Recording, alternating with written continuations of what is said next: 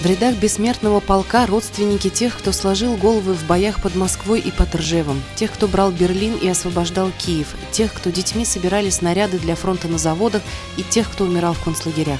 Шествие сопровождалось песнями военных лет.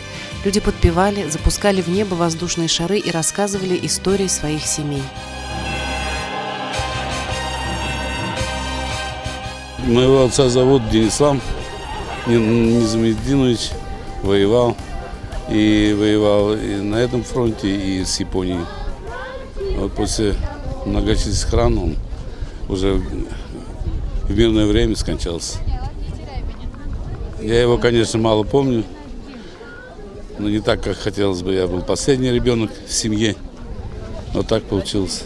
Менің атайымның исемі Айыпов Ренет Ратиятуллович. Финский нейді хуғышта неткені біз білмейбіз де даже. Мен 2 яшьлік қалғанмын, ағайым 4 яшьта, қазір ағайым да жоқ енді. Биыл алып сықмақ болды мен ішлеп. Прадедушка мой, он воевал, всю войну прошел. Софьянов Имағұлжа Аллавердович 74-ші ел өліп қалды. 44-ші ел комиссовали по ранению инвалид войны. Яшәне Сивайда. Мен хәзер Будемдин внуктары белән, кызлары белән, хәзер ошо демонстрациялар китеп барабыз. Это мой отец, Филипп Емельянович. Воевал под Торжком, еще в Курской дуге был, воевал. Один раз раненый был, контуженный, приходил домой, потом снова забирали его. Защищал родину. 7 детей у него. Я сын. Бірінші тұтқылдан Құдғалямов Исхақ Абубәкер ұлы террорист болған. 40 жылға әдігіне ет алмай қалды. 85-ші өліп қалды. Кім бұл алды? Мен қардатайым бұл, әсемнің яғына қардатайым. Екінші қардатайым тоже ұшқан. Оны атайымның атағы тоже құстым тұтып берейін. Я участвую в бессмертном полку. Тут изображен мой прадед Юшковский Дмитрий Анатольевич. Он воевал всю войну, пришел с войны.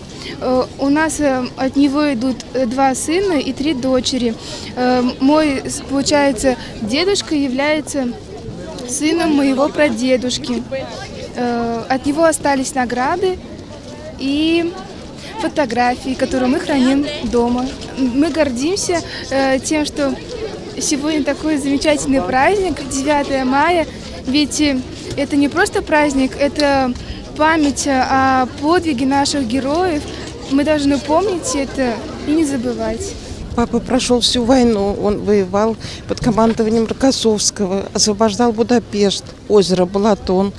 Вот мы пришли оказать честь и привить патриотизм, наверное, правнуку. Маршрут следования бессмертного полка пролег от городской поликлиники по улицам Чайковского, Закива-Лиди, проспекту Горняков. Конечной точкой стала центральная площадь. По мере прохождения шествия к нему присоединялись все новые участники, а завершала колонна макетов военной техники. Люди с фотографиями вышли на улицы не только вспомнить ветеранов и рассказать об их боевых подвигах своим детям. Для многих было важно сказать спасибо тем, кто ценой своей жизни защитили мир. Сотни фотографий, одни уже пожелтевшие от времени, другие восстановленные.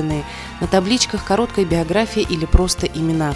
В 1945 году по брусчатке Красной площади прошли лишь немногие участники Великой Отечественной.